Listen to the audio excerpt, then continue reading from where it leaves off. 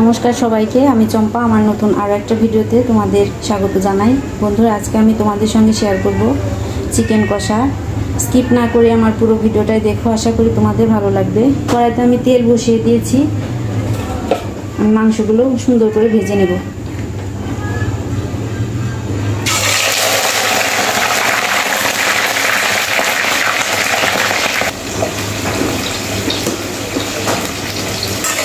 মাংসগুলো আমি কড়াইতে ছেড়ে দিয়েছি। এখন আমি এতে সামান্য একটু লবণ দিয়ে দেবো, সামান্য একটু হলুদ গুঁড়ো। এখন ভালো করে নাড়াচাড়া করে মাংসগুলো ভেজে নেব।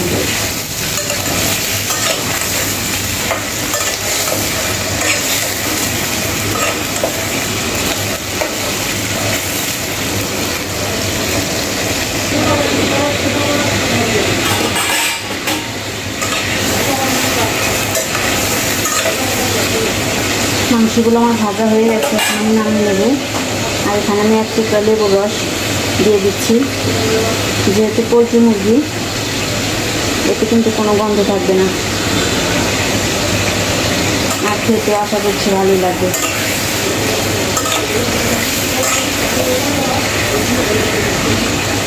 এখন আমি তুলে নেব।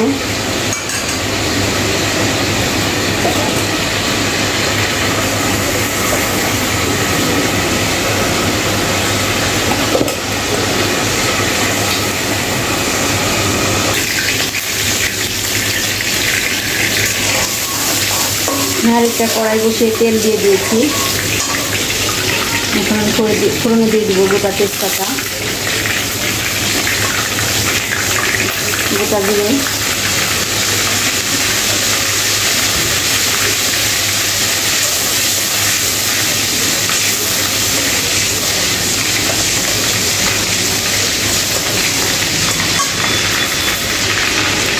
পেঁয়াজ কুচি,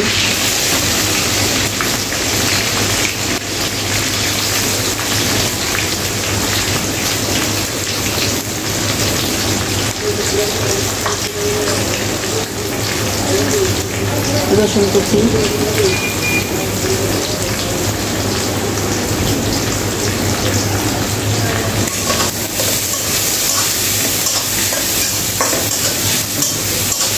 একটু লাল লাল করে পেঁয়াজ রসুনগুলো ভেজে নেব। পেঁয়াজগুলো আমি সুন্দর করে লাল লাল করে ভেজে নিয়েছি বন্ধুরা। এখন আমি এতে মশলাগুলো দিয়ে দিব।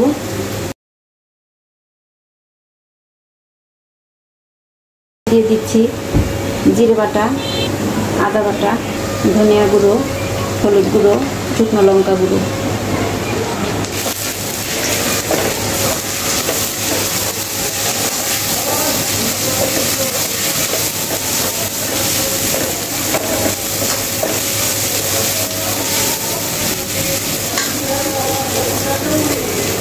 এখন দিয়ে দিব 2 কোয়া রসুন,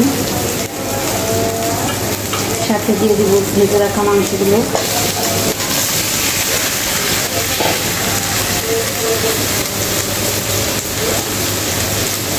ভেজে রাখা আলু,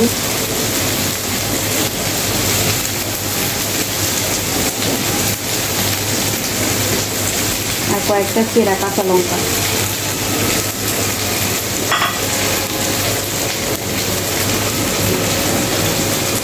স্বাদ মতো লবণ।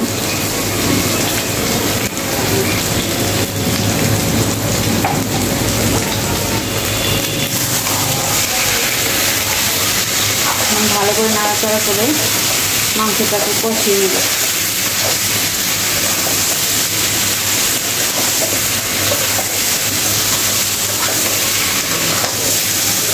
পোলট্রি মাংসটা এরকমভাবে রান্না করলে কিন্তু একটু গন্ধ লাগবে না। তোমরা বাসায় একবার ট্রাই করে দেখো, তোমাদেরও ভালো লাগবে।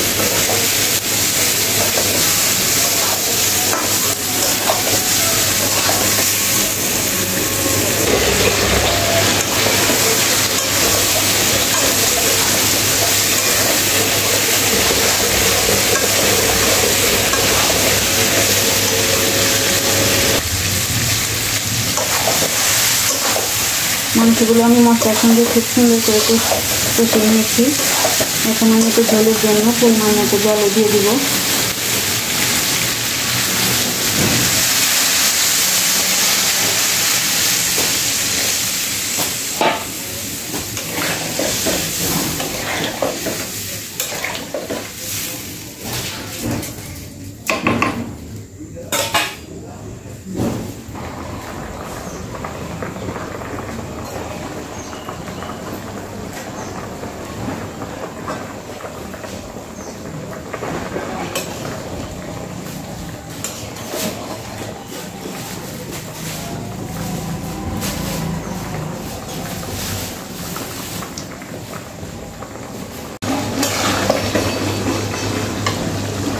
রান্নাটা প্রায় শেষ হয়ে গেছে। এখন আমি 1 চামচ গরম মশলা দিয়ে দিব।